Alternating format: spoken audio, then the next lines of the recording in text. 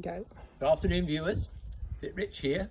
I'm going to talk to you this afternoon about my favourite passion, which is cycling. And I know a lot of you are in this coronavirus time getting out there and buying bikes.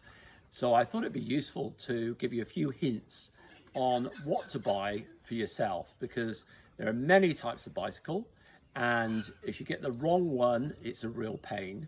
And so I'll give you a few hints, and we'll take you through 3 different cycles here and give you some idea of the differences.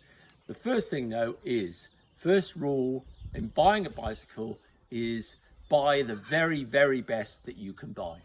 It's as simple as that. Don't buy cheap, buy as good as you can get, because the bike will go further, it'll be lighter, and it'll be a much better experience than if you buy a cheap steel bike. So these 3 bikes here are very different. So let's start with the white one here. This is Jackie's e-bike. E-bikes have become really popular these days. And this one's made by a German company called Focus. The good thing about e-bikes is this, that if you're like Jackie and you don't want to put or have the responsibility of pushing this bike up a hill entirely on your own, the bike helps you with that. The good thing is, unlike a motorcycle or that kind of transport, you do actually have to pedal these things to make them go. So you do get plenty of exercise, not as much as a normal bike, but you get a restricted amount. And the good news is there are controls here on the handlebars. You want to come in a bit, Jackie, and show them that. So there's an on-off switch there, which turns on the bike. And then you can make the bike help you more or less by pressing this plus. And we've got a display, you probably can't see that. There's a display there that tells you what's going on the bicycle. Okay, okay, that's fine. Now, so that's just showing them the display and what it did. Oh, thank you, Jackie. So this bike as well is the kind of e-bike which you could use off-road. Now, Jackie's had her first experience today of going off-road, and if we look there, there's a little bit of mud on the bike, which is incredible, because she doesn't usually go off-road. But this is something you could use on-road or off-road. It has forks at the front with suspension, no suspension on the rear. So it's a typical sort of bike you can ride almost anywhere. And also the good thing about this bike is that a town bike would be exactly the same as this, just without the motor. There's the motor down at the bottom here. Usually motors this will power this bike for about half a day, depending on how many hills you tend to use and how many hills you climb rather, and how hard you want to put your own effort into the bike. Okay, I'm also going to show you mud on my leg, which is very unusual. Go on then. How bizarre. So this is my bike now, or one of my bikes. I've got several bikes. This one is a full-on mountain bike. So if you're going to buy a bike like this costs at least double the price of that. So you wouldn't buy a bike like this for much under $12,000, which sounds like a ridiculous amount of money for something that's just basically 3 components, which is the frame, the wheels, and what we call the group set, which is the gears and the brakes. And for that, you're going to have to lay out a lot of money for something of this quality. Made by an American company called Specialized. You wouldn't always want to get up to this level until you've been riding for a while, obviously.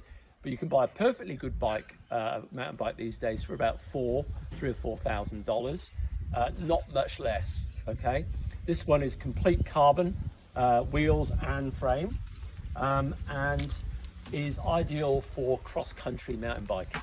So there are different types of mountain bike. We won't talk about that today. We'll talk about that another day. Third bike here. This is a road bike or a racing bike, depending on which way you want to put it.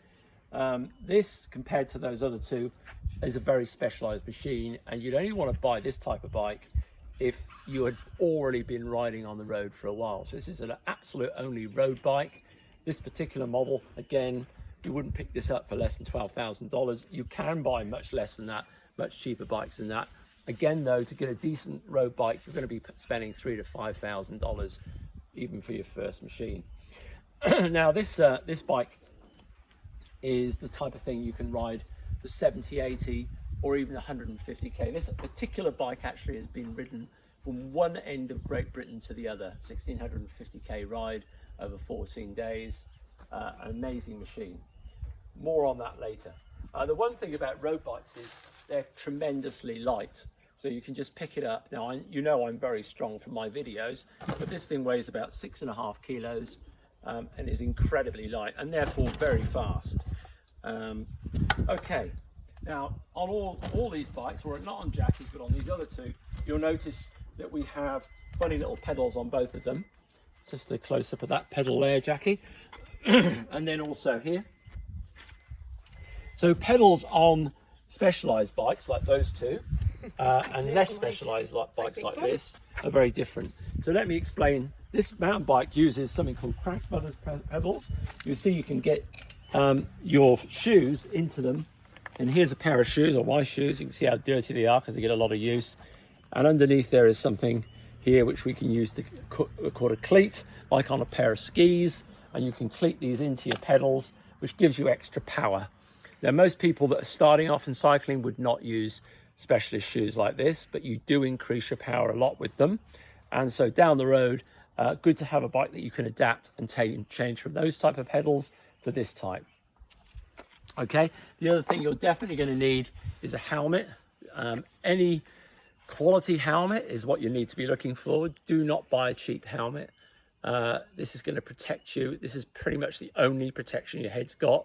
And so it's really important to get a really good quality helmet. And a really good one, $400 or $500 for that.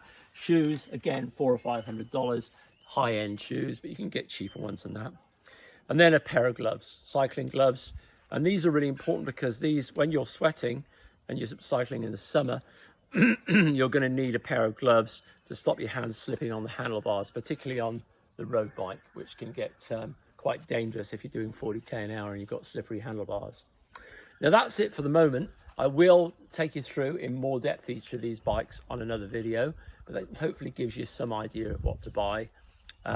Start off with something, a machine which you are comfortable with and one that you can use and enjoy. But as I said earlier, try and spend the maximum you can because you will never regret it. And that's it on bikes.